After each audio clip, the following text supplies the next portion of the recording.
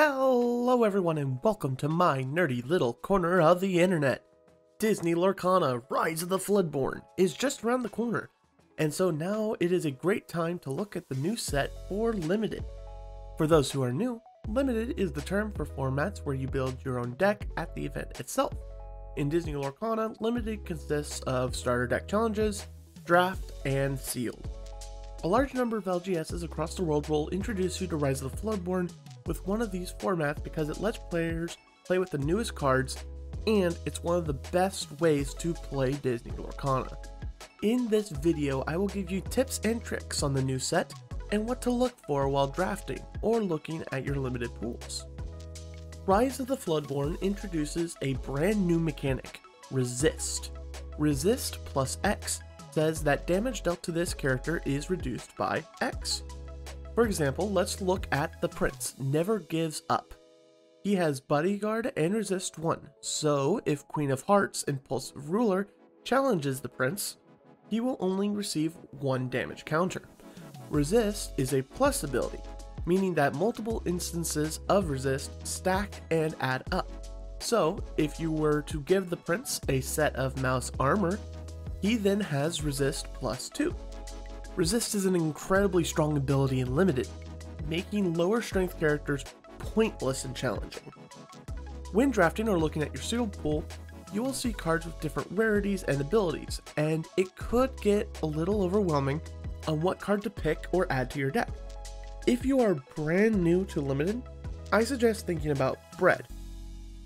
Bread is a quick and easy tool to help new Limited players dip their toes. If you want to learn more about Bread, check out my first chapter Limited guide right here. Rise of the Floodborn Limited is going to feel quite different from the first chapter, with the addition of the Resist mechanic, uncommon Floodborns, a couple typal synergies, and bounce synergies. There will be more interaction between a player's cards, and so a key aspect of this set is going to be pinpointing which cards are important in your opponent's strategy and taking out those specific tools. Cards such as Snow White, Unexpected Houseguest, Queen of Hearts, Sensing Weakness, and pretty much any of the Merlin cards should be taken out quickly in order to avoid the opponent gaining too much value. The issue is a number of these cards will stay ready as their value is simply being present. This means that the new cards that are able to challenge ready characters or granting such effects such as Pick a Fight will be important in this set. The majority of super rare and legendary cards in this set are incredible in Limited. The exceptions being Mickey Mouse Friendly Face, the Queen Disguised Peddler, and Basil the Great Mouse Detective. Mickey Mouse's ability is very strong, but in most cases you will already have the ink required to play pretty much any character in the set by the time your Mickey Mouse will quest. The Queen requires a large amount of synergy in your deck with large lore characters, and in most cases you would rather just play those characters in this limited format. And finally, Basil requires another Basil in play to get most of the shifting value, and unfortunately, the Basils in this set just aren't worth the value in Limited. Removal in Rise of the Floodborn is weaker than in the first chapter. There is no unconditional removal in the common and uncommon slots here in Rise of the Floodborn. There is, however, still some premium removal. Last Stand, Ring the Bell, and Launch are all the top removal of this set. Last Stand only needing a challenge, Ring the Bell targeting a damaged character, and Launch requiring you to sacrifice one of your own items to deal 5 damage. Namari Nemesis is also premium removal in the high rarity spots, and is the only truly unconditional removal. Fang Crossbow and the Most Diabolical Scheme are trap removals in this set. Fang Crossbow has only 2 targets, and both of them are in Legendary, and the Most Diabolical Scheme requires you to have villains. There are a good number of villains in this set, but in draft you're only expected to have about 7 villains in your deck unless you really go for it. So I would say the Most Diabolical Scheme is very inconsistent removal and will mostly just sit in your hand. World's Greatest Criminal Mind is also removal, but it only targets characters of 5 or more strength, which means it only targets 17 characters in the entire set. Teeth and Ambitions is good damage for a damaged deck that wants to deal with having damage counters on your own characters, but it isn't quite enough to take out a lot of characters. Same with Let the Storm Rage On. There are a lot of high willpower characters in this set, and so 2 damage isn't really going to do much, and that is why they are not considered premium removal. Evasive characters will always be something to keep an eye on, and this set is no different. A draft table should expect about 26 cards that are evasive or grant evasive, so in draft it's a good idea to grab at least 3 evasive characters or way to interact with evasives. And in sealed, you just throw any evasives that you have in there. All of them are pretty good for their cost and for what they do. When looking at the commons and uncommons, we will see that a large number of them have higher willpower than strength, with the average strength per ink being about 0.8 strength in ink, while the willpower is much higher at 1.05 willpower in ink. This makes sense with multiple ink colors wanting to interact with damage counters. Amber and Sapphire gaining triggers through removing damage counters, and Ruby having special interactions with your own damaged counters. When looking at the challenging capabilities of a character, we must look at the distribution of the willpower among the commons and uncommons of the set. As we can see here, if a character has 3 strength, they can remove about 60% of the common and uncommon characters in the set. And if a character has 5 or more willpower, they will most likely need to be challenged twice. I tend to think of a character's body in tiers. Tier 1 characters either trade or lose to Tier 2 characters, which beat and survive Tier 1 bodies, but either traded or lose to Tier 3 bodies. The threshold for me in this set is a 2-3 body as the start of Tier 2, while a 4-5 body is the start of Tier 3. This means when looking for the mid-game characters, I want characters with 3 or more strength and 3 or more willpower, and I want 5 or more willpower or strength when I'm looking for characters for late game challenging.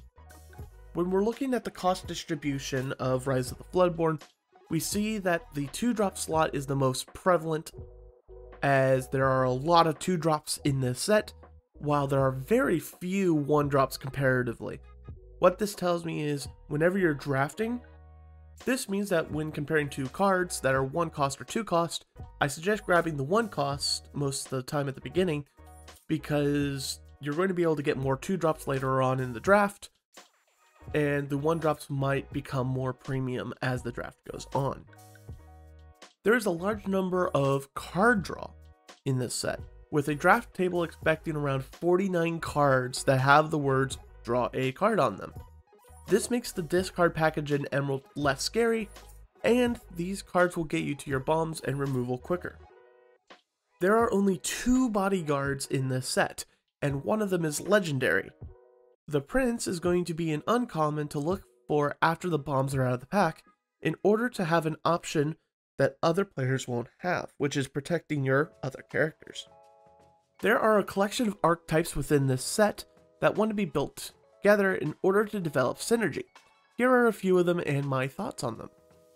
The 7 Dwarfs deck isn't going to go well in sealed unless you get incredibly lucky with your Amber commons. In draft, however, if you focus on every dwarf and Snow White unexpected house guest that comes across, you might have a fun little 7 Dwarfs deck. However, a lot of the dwarves are subpar on their own, so if you can't get that big synergy in play, you're going to have a very subpar deck. I like the concept of the item deck. If only there were more ways to get items from your discard back to your hand. Cards like Flavorhammer and Judy Hopps want your items to get banished, and while Nick can return popsicles, I'm not entirely sure if that's enough recursion. The challenging deck sounds really fun, having Shere Khan and Queen of Hearts letting you gain lore and draw cards with every challenge. With high willpower characters, you will have plenty of targets for challenges, and then with the cheap healing in this set, it can keep your characters going. Speaking of healing, if you grab Grand Pabbi, you are going to do very well. You're going to grab plenty of healing in the common and uncommon slots. Rapunzel Gifted Artist is a great uncommon that will draw you cards throughout the game. By the way, as a ruling, when Gumbo Pot heals 2 separate characters, it does trigger Rapunzel and Grand Pabbi twice. So you could draw 2 cards and gain 4 lore if Gumbo Pot is able to heal 2 separate characters. The Action Slingers deck focuses on getting a bunch of cantrips and drawing cards off those cantrips and getting a bunch of triggers from playing these actions. Cards like Pete Bad Guy, Sleeping Donald, and Tigger all want a bunch of actions so they can get real big. Couple of these cards get rewards in order for getting to a high action such as Pain. Now we get to the discard deck. The discard deck focuses on making sure that your opponent has an empty hand on your turn. This deck isn't as scary as I think people are making it out to be, but it still has a good collection of cards that in the late game, whenever the opponent does eventually run out of cards in hand, become much better and above curve. There are plenty of great commons and uncommons in this set, so what I'm going to do now is I'm going to give my favorite in each ink color in quick succession. Happy, having 5 willpower, is huge, and his support ability can let any other character take out turn 2 characters without slowing your lore generation too much. Croquet Mallet will live rent-free in the opponent's mind, as now at any moment your characters in hand have rush and could cause some incredibly favorable trades, and it can be used for launch. Ray is a 3 lore evasive character that can quickly threaten victory. He does cost 5, but a great finisher.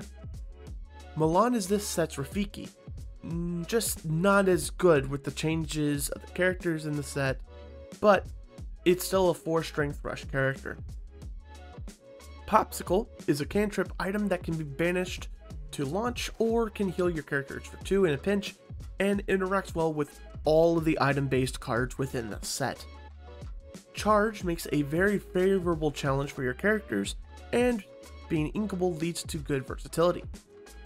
Last Stand is great removal, as a challenge with a high willpower character can take out another large character, and then you have some damage counters on your own characters to interact with. You can also sacrifice one of your smaller characters to take out a massive character with this card.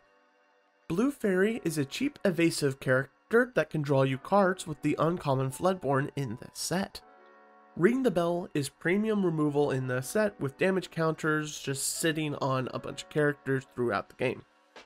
Queen of Hearts, sensing weakness, is going to grant so much card advantage in the challenging deck that will turn trades into favorable challenges.